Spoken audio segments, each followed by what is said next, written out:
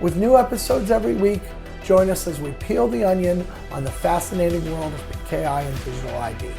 Hello and welcome to Root Causes, the PKI and Security podcast where a pair of industry veterans talk about all matters digital certificates and PKI. I'm Tim Callan, Chief Experience Officer at Sectigo, and I'm here with Jason Sirocco, Senior Fellow at Sectigo. So Jason, we're here in Toronto again. Yes, sir. Session for Toronto Sessions Season 2, I guess. Season 2 of the Toronto Sessions. And it is near the end of the year, and we are all ready to do our predictions for 2025. We've got to look forward, and there's a lot on our lists, I think. So let's go. And you made a list. I made a list. We didn't compare our lists. We decided yesterday, coordinating for this, that we're going to operate off your list. And then if you hit an item I had, we'll just cross it off. If you hit an item and I said the opposite, we'll have a nice debate. And then afterwards, I'll just pick up anything that is different between them. No problem. Let's do it. Okay, that works. So Jason, prediction number 1. Is 2025 going to be the year that shortened certificate lifespans isn't just being talked about or isn't just a proposal? It's actually going to either pass a cab forum ballot or go through some other process, Tim. Here's what I wrote. A concrete schedule for TLS life cycle reduction is in place and starts in 2026. Okay. So that's one of my predictions, yes. Good stuff. I think 2024 we saw a great deal of progress in this area. And leaving the year, we are poised for something to be codified either, and I would say preferably through cab forum ballot. I would really like it to be through a ballot, but if needs be through a browser root program requirement. And I don't think that the major browsers are just going to let the year go by if a cab forum ballot can't get there. I don't think they're just going to let it go. I think they're going to take their own action. I agree with you. Would it be a first if a shortened certificate lifespan were to actually pass by ballot? I don't know if it'd be a first at all because I don't remember off the top of my head whether the 3-year restriction passed by ballot or whether it was a root program requirement. That's the one I'm wondering about. But it's definitely rare. That's right. I know that the last 2 were not by ballot. Yeah. It was a root store requirement. So in all fairness, capping certs at all happened by ballot. Like the 3-year EV requirement happened by ballot, or the 2-year EV requirement rather happened by, the 3-year code signing requirement happened by ballot. Right. And the 3-year moving down to 2-year SMIME requirement happened by ballot. So it seems that 2-3 year kind of time frames are very passable in the cab forum. I think it's the shorter stuff where we're finding that it's not. I am with you, Tim, in that I hope it is by ballot. Yeah. That would be just great. All right. So that's one we're in alignment. Yes. We both had the same thing, and I can cross one off my list. That's great. All right. I had a What's feeling next? that would be. Yeah. So, Tim, I tell you what, there's really not a lot of order here, except that I wanted to talk about new taxonomies, new wording for things that are going on in digital identities right now. Okay. And that is, there seems to be 2 camps. Maybe there's more. But one of the camps is human identity, used by everybody, in a binary sense against non-human identity, NHI. Right. I'm starting to increasingly see that from the non-traditional identity players who aren't right in the CA or the CLM space. So in other words, human versus NHI as the two parts of the concept. Then, of course, there's the other camp that breaks it down a little more into human and then machine identity, Right. which then further breaks into device, workloads, Right. et cetera. And so those are the 2 camps that I'm seeing. I'm wondering if in 2025 we start to see a blending or a shakeout in the terminology that's used in our space. So, you know, it's interesting. We've seen this with other things. And I think when you say that, I immediately think about discussions you and I were having about 4 years ago about what to call what ultimately wound up being called PQC, right? And I'm not sure that PQC was the best choice, but it's what everyone settled on. Right. I don't know how these things happen. There's some secret cabal decides and we all have to do it or something. But I think it should be us. You and I should be the secret cabal. I agree. So then, right, when you do get these kind of warring sets of terms, you have to collapse on one or it makes discussion really hard, It's already hard enough right? because, people like us who are inside baseball, we know the subtleties, we know where these things are coming from, we even know the personalities that come up with these things. But for the average person who's trying to, do defense and procure these technologies, they might be thinking they're different things when in reality it literally is just a different way of categorizing ideas. So are you picking a winner or are you just saying that it's going to have to get settled? No, I'm not picking a winner yet. I really don't like either scheme. I'm just like you on PQC. I think it could have went a better way, and I don't even think it's going to go a great way with these new taxonomies. But it doesn't matter. Let's pick one and be really clear as an identity industry. That's all I'm saying. All right. Okay, good. That's prediction number 2. Very We're good. going to settle our taxonomy around human and non-human digital Right, identities. that's right. Love it. So I think the next thing I want to do is we'll start to get into categories of predictions, because some are going to be under the big topic of AI or quantum, etc. Let's start with AI, just because I think quantum is going to be interesting towards later on. Sure. I think in 2025, remember how we're going to talk about this during our look back in 2024 episode, where we talked about how was a Western nation going to say, hey, we want our own internet, right? Right. I think that a sovereign chunk of the internet becomes something separate. I think what you're going to start to see with AI is sovereign AI. So sovereign AI meaning AI that is operating independently of human oversight? No, it's not. It's definitely under human oversight, Right. but it is under some form of influence by government, and is regional in nature, and it will be enacted upon by large telcos. So, in other words, there might be some sort of policies written into laws. I'll give you an example. Europe is quite far ahead, and this is a podcast we should be doing soon. About safety and rights with AI, because that's a major concern right now. Sure. And so Europe might say, if you're going to deal with the European Union, if you're going to use AI as part of your services, they have to be an AI we approve. Now this is shades for me of a lot of conversations we've had before. Yes, sir. And I think you can probably predict where I go on this one, which is I don't trust their competence and I don't trust their good intentions. Let me put it this way. There is already so much bias in AI, even from the large US tech firms, that specialized bias that is more nation state based is inevitable to me. In 2025, you're going to see more of it. Yeah, and I think kind of in a free economy, if you want to make your AI however you want to make it, people can choose to use it or not, and they can live with your bias or not. I get nervous about this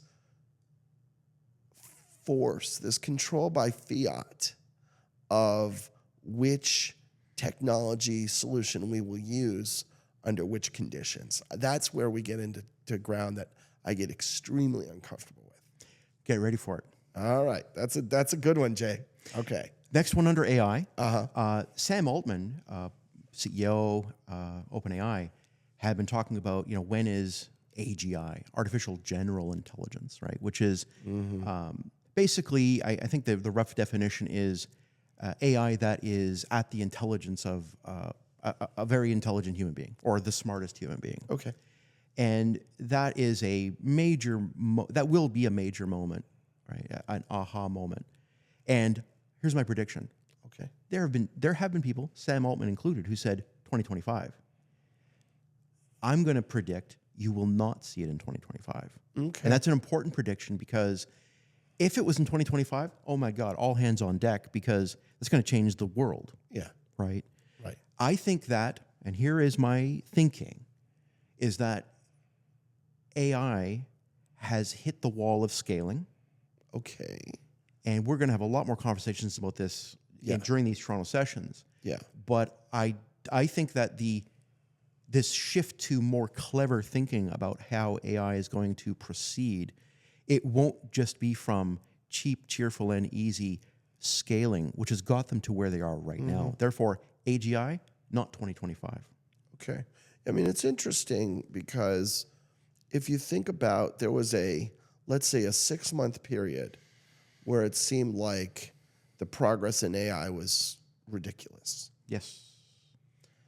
If you compare AI today to what we had a year ago, not super different, I think you're seeing where I'm going Right? with my thinking. right? Exactly right.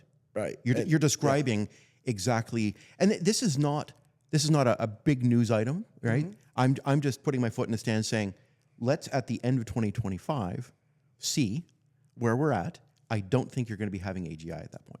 Right. So, and I don't know if I'm going to step on another one of your predictions here. In terms of the core tech, I agree with you. I do think over the course of 2025, though, we are going to see the complete, the end of something that started in 2024, which is the complete and utter, what's the word I'm looking for? Applicationization, is that a word? The complete and utter integration of AI into every conceivable use case, even the ridiculous ones. So that not only are you leading into my next prediction, but this is literally the next prediction, and it has a name, and it was even part of OpenAI's own predictions about how the progression of AI would be, and we call it agentic AI. Now, it's going to take on a lot of other names because people are going to apply it in different ways. But underneath the hood, AI had a first mile problem where it needed to get data. Right. And it was hard. And it'll use its intelligence to do things, think about things, and optimize the system. And then it needed to solve the last mile problem. To actually do something. To actually do something. Yeah. And so agentic AI is literally the phase change that we just went through at the end of 2024, where, and by the way, this is not the prediction. The prediction is coming. I'm about to tell you this. Yeah. The prediction is this: because AI at the end of 2024 went supernova with agentic AI, solving the first mile problem, solving the last mile problem, I think that people who are studying the offensive side of this now know that they have an even bigger in enterprises, if that's the case.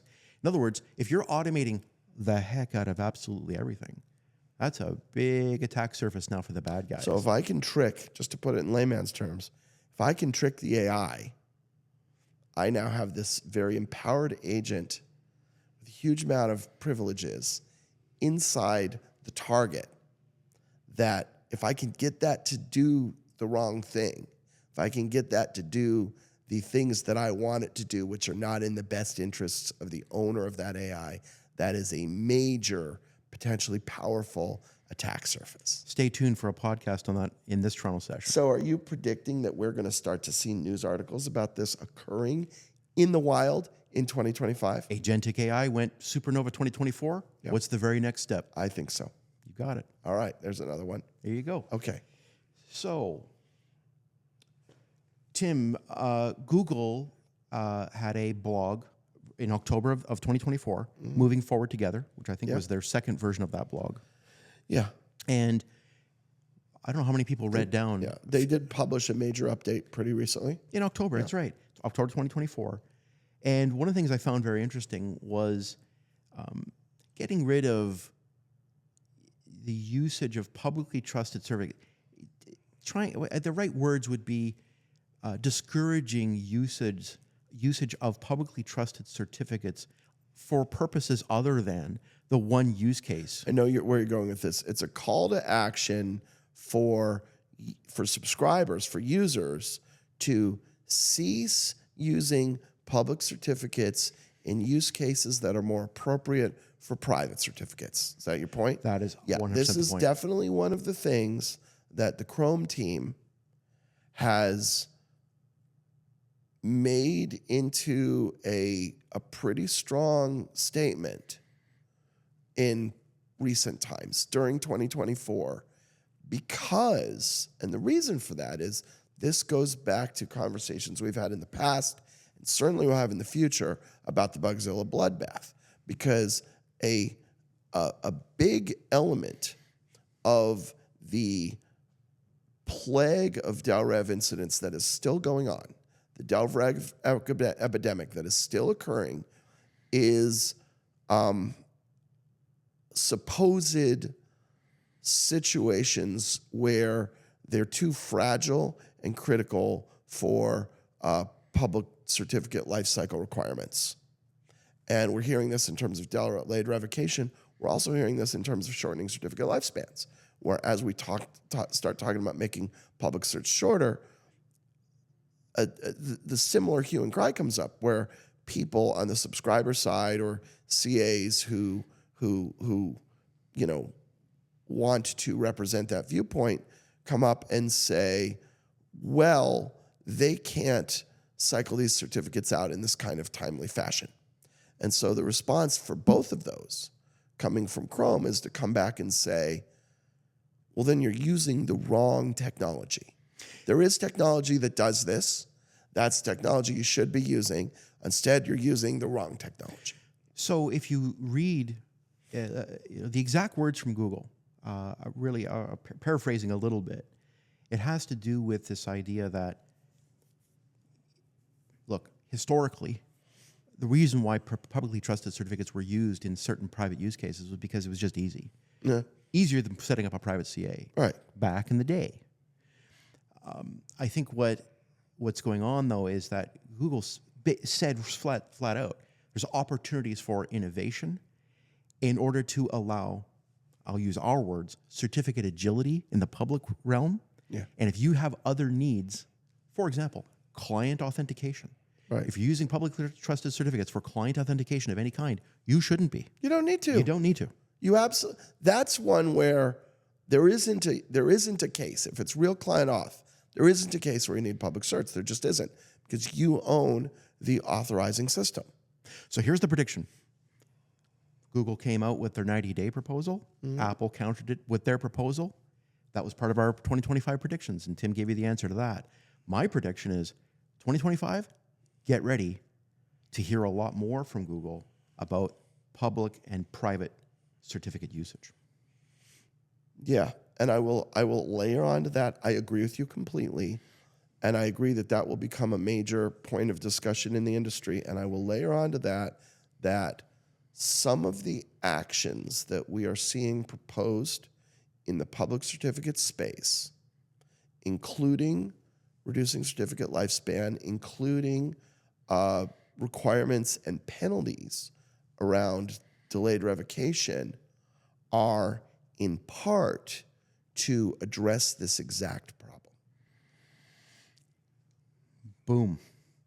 All right, let's move on to quantum. Okay, yes. Just because we have to. Yes, we have to. Okay, so it's late 2024 as of right now. We're in Toronto in the middle of December, and the Willow chip just got dropped on us by Google. And I think all the naysayers for quantum need to check themselves, because the naysayers basically said, look, the engineering is just going to be too hard. You will not be able to achieve error correction at this level, and you'll never have modularization. In other words, double stepping processes in quantum computing. That's exactly what Google just delivered, Tim. So therefore, when the Willow chip was delivered to the world not very long ago, some people came up to me and asked me, Jay, does this mean that the 2030 post-quantum date gets pulled in. And I said, no, it's probably more like proofish that we're on track. That the 2030, it solidifies the 2030 date as a real date. You got it. Yeah. So here's the prediction. I mean, the 2030 date, like, how do you pull it in? You can't pull it in. It's not about pulling It's it in. only 5 years away. I can understand people being worried about pulling it in. I'm just saying the naysayers are the ones at the end of 2024 who they lost their bet. If anybody had Vegas money on this, they lost their bet. Yeah. So 2025 is the year that we have broad acceptance among serious informed thinkers that this is it's not a science project, it's an engineering driven future. Yes. And that this is a thing that we must prepare for because it will happen whether we want it to or not. My response to some journalists was almost exactly those words, Tim. Yeah. It is no longer a science experiment. It's good engineering. Yeah. So what's some good engineering for 2025? And here is the prediction. Okay. I think now that we've seen Google release Willow, we're going to see IBM release Flamingo 2025, which is going to be, the next progression. So my prediction is that this just grinding path of good engineering is going to continue. And so therefore we will exit 2025 feeling even more like 2030 is a real date. Yeah. Yeah. That's the prediction. So, Yeah. Tim, here's a thought for you. Just as a side We're note. still on the PQC top? We are still in PQC. The United Nations has declared 2025 as the International Year of Quantum. Oh, I didn't know that. Yes, sir. Yeah, and rightly so. So, one of the things that I've maintained is that 2023, and I think this part has held up, 2023 was the year for the industry, for the technology industry to wake up to PQC. 2024 was the year for enterprise IT departments to wake up to PQC. 2025, from my list, is the year that we see PQC in production.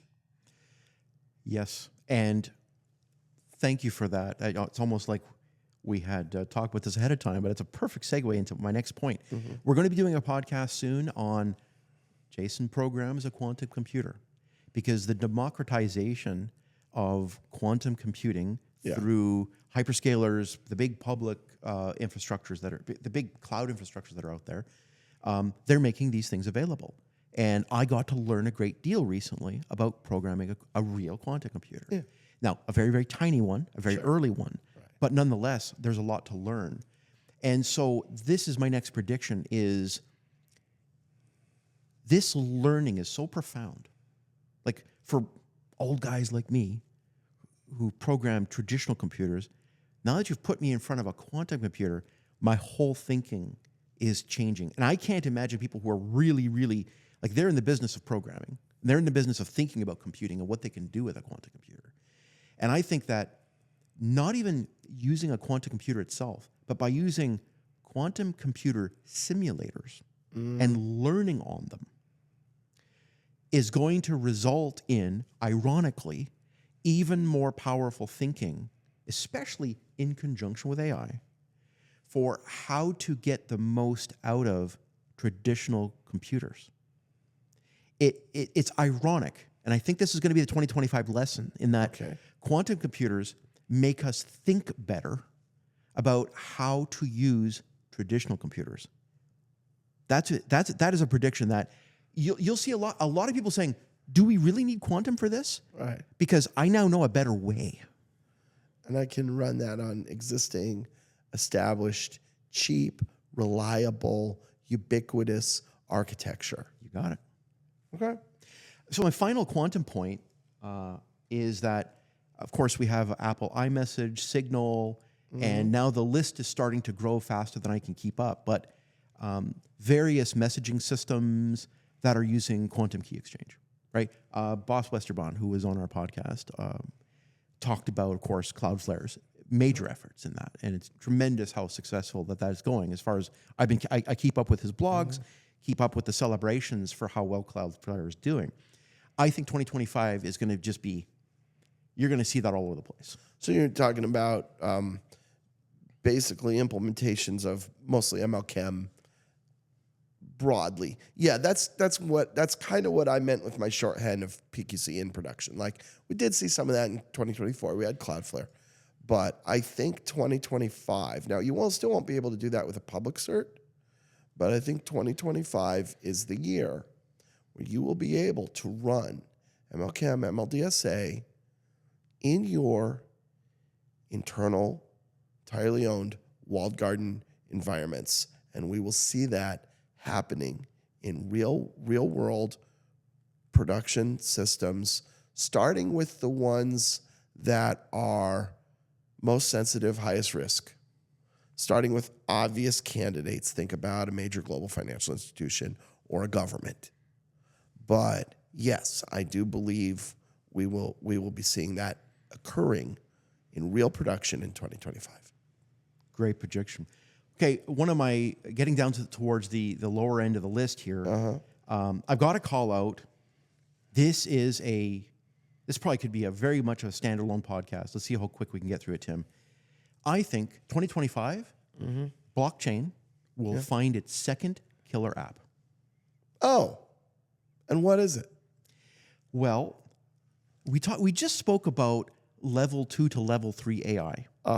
Level 3 to level 4 AI has already been demonstrated in that there's a company out there, I'll call them out, Autoco, I think is the way you pronounce it.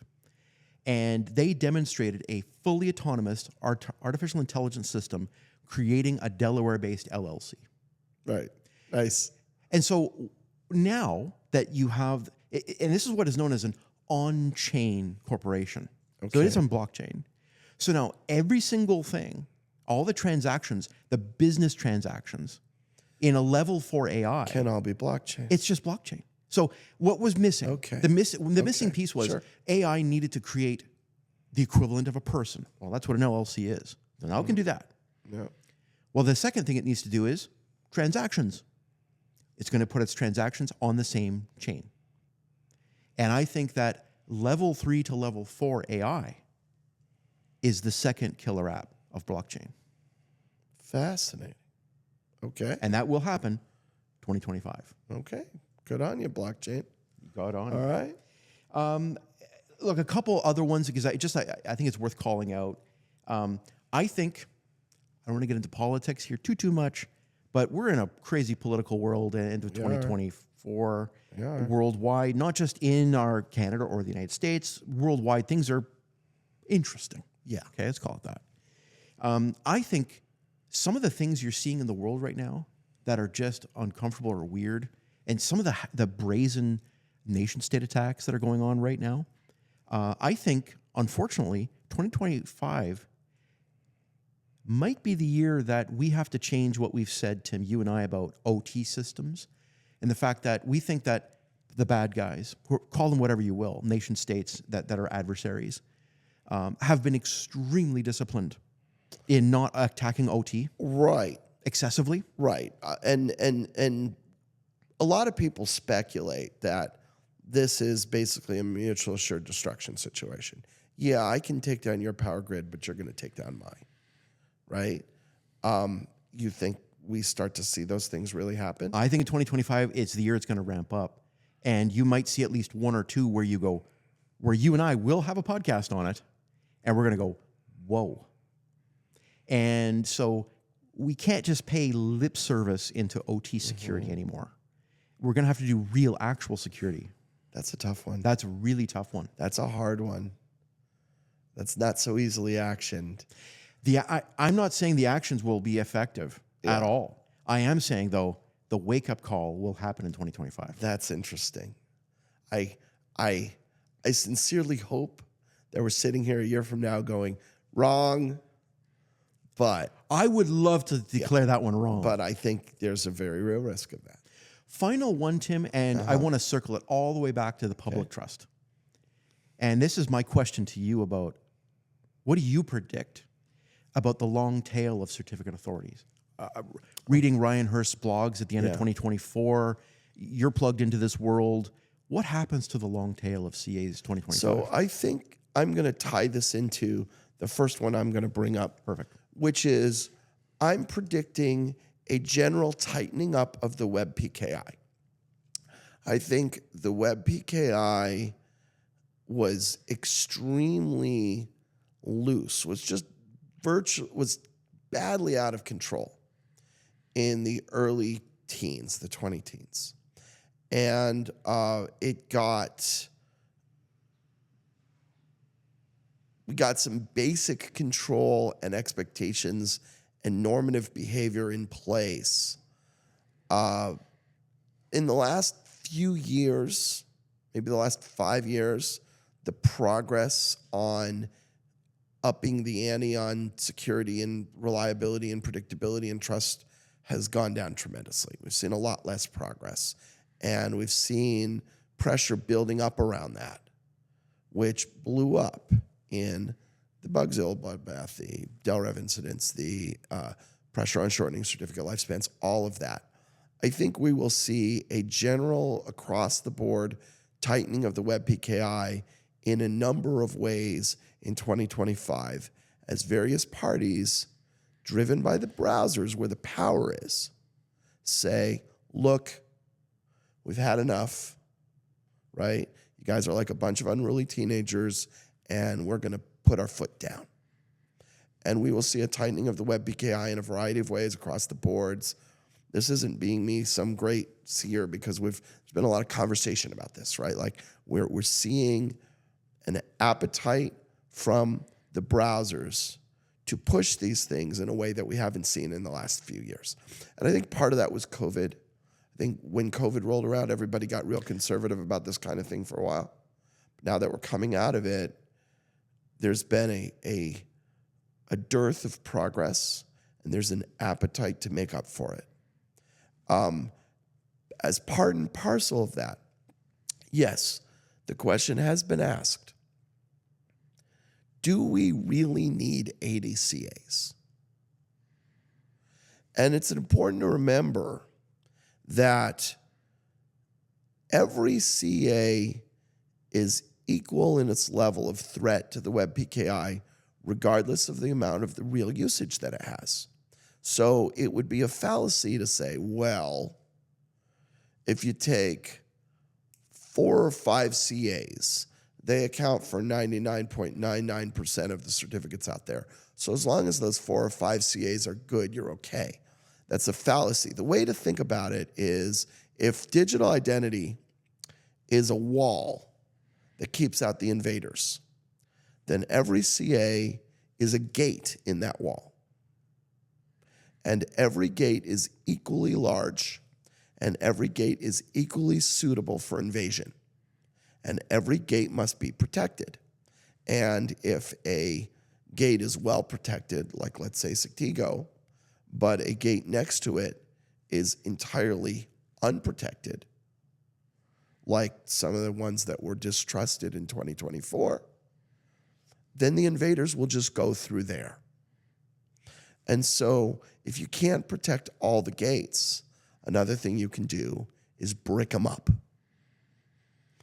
And yeah, I do think that there will be more distrust events by root programs in 2025. There's the prediction. I do not think there will be a wholesale house cleaning. No. I do not think we're going to suddenly go down to 30 CAs. But I do think there will be more distrust, and I think this conversation about why on earth do we have 80 CAs when we probably could do it with 10 is a conversation that will continue. Very good, Tim. Shall I go down a few of mine? It's yours. If we return to the AI topic real quickly, I want to go back to deepfakes. Yeah. I think 2024 was the year that deepfakes moved into the popular understanding, right? And we predicted this. Yep. I think 2025 is the year that, in general, we give up on any concept of believing in the veracity of a so-called recording without independent confirmation. Yeah, there's absolutely no question. I mean, we're watching. So if you watch social media at all, it's now become commonplace to watch world leaders, literally rapping together. Right. And some of them really do look like an AI thing, and it's fun. But now with some, Sora being released, and there's some incredible video AI going on out there, and certainly audio it's as good as reality already. It's you can be shown video to your face that is undistinguishable from reality. And I totally agree with you. We all have to change our minds about what we consume and what we believe we're looking at. Yeah.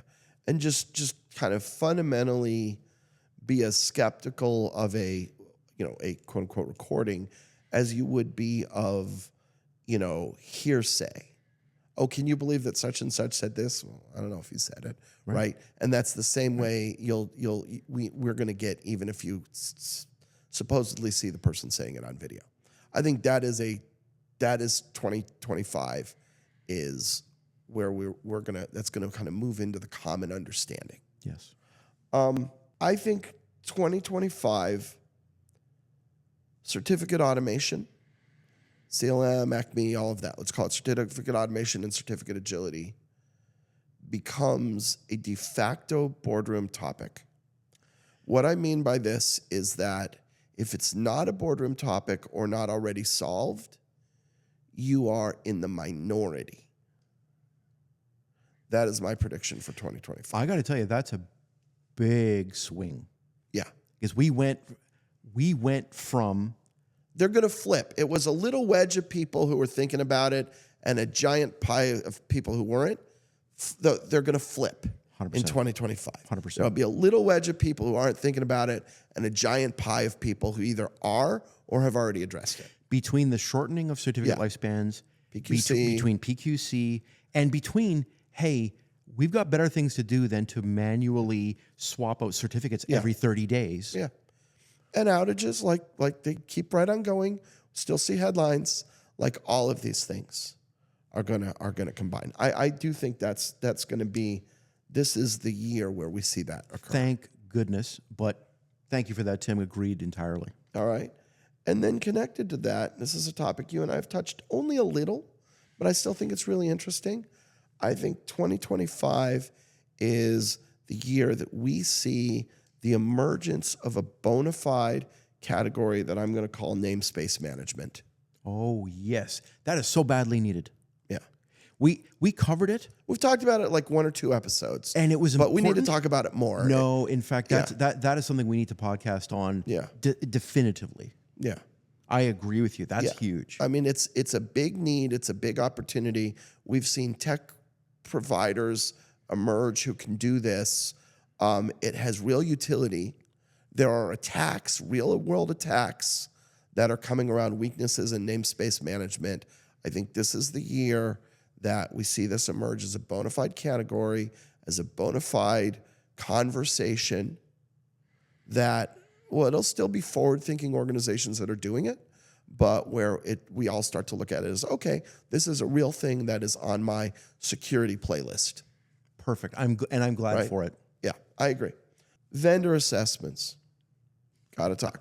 Tim's favorite hobby horse. Yes. Except for delayed revocation. Vendor assessments. Vendor assessments become basically ubiquitous. They get longer. They get more detailed. They get more exacting, and they just are everywhere. I think 2025 is the year of the vendor assessment. It's getting to the point. I mean, there's new legislation coming out for financial institutions setting minimum standards for supply chain assessment, and they are very exacting standards. And this is happening in multiple countries for regulated industries. And it's going to be it's just going to be very, very normal. Now, what I'm not predicting for 2025, which we need, is a standardized way to do this. Like, there is absolutely no reason why there couldn't be a list of 1,000 questions. They're the same 1,000 questions, and we all know what they are, and we all go to get an answer once, and then everybody just gets our list. We do this exactly once, same questions in the same order with the same numbers next to them. That is something we need. I do not believe that's happening in 2025. I think it really should. And I would like to see that, but I don't think that's going to come together this year. But I think this year, this is going to be just everywhere. And as part of that, there will be the emergence of this as a major pain point, as a crisis that needs solving for the enterprise, as we find ourselves in this situation where you can't operate because of the vendor assessments you're being subjected to. Very good. Right? So that's one. Returning to AI and PKI, there was a conversation that you and I had prepping for this, and I think we want to bring it up here, which is I came in with a prediction, which is that PKI is going to continue to be relatively unaffected by AI. And then you pushed back on me. So let's start with my prediction. My prediction is that of all the things in our grand world that are being transformed by AI, PKI has come out pretty much unaffected. And I predicted the same thing for 2025. And then you said what? I agree. Except. The reason why I agree is because it is such a prescriptive, like the steps to perform PKI properly do not require reasoning. They do not require, the steps are defined. Yeah, AI is great for things that are fuzzy, nebulous, things that, for want of a better word, I'll say require judgment. That's right. And PKI is the opposite of that. Exactly. PKI requires exactitude. And exactitude, is one of the things that our LLMs aren't all that good at. They're not good at all, especially right now. Right. Hopefully get better down the road, but at the moment, you're absolutely right. There's two aspects to this, and we could probably come up with more. The pushback and the however. Yeah. And one of them is going to be, look, there's a lot of first and last mile problem that we have in the identity industry that agentic AI will be ideal for. Right. So that's number one. Sure. But that's not how you generate a primary, a public and private key. That's like applications and use cases of PKI, which is important. It's not necessarily the same as the actual bits and bytes, the ones and zeros of the PKI. You got it. Right. I will say that on the offensive side, this is where we have to think about AI. Because the mistake to make is we're a prescriptive industry for very good reason. The steps are clear. We don't need some sort of artificial reason and judgment. However, that's exactly what the bad guys need. Right. And therefore, attacks against RSA, for example. And I'm talking about classical reasoning, like symbolic algebra, where entire swaths of number space are the reason why traditional computers can't break RSA. Well, what happens if you take concepts such as quadratic sieves, which is like some of the best thinking in terms of minimizing the amount of brute force you have to do to look at prime numbers and that number space and reduce the problem set. Well, AI is particularly good at creatively looking at entire sets of problem set, much more than the human brain can, and say, oh, I know how to do something equivalent to quadratic sieve now that you've trained me on it. Right. And I can do it 100 times better. And I'll tell you what, think about this. This is what's interesting just in terms of, and I think we're gonna have a whole podcast on this.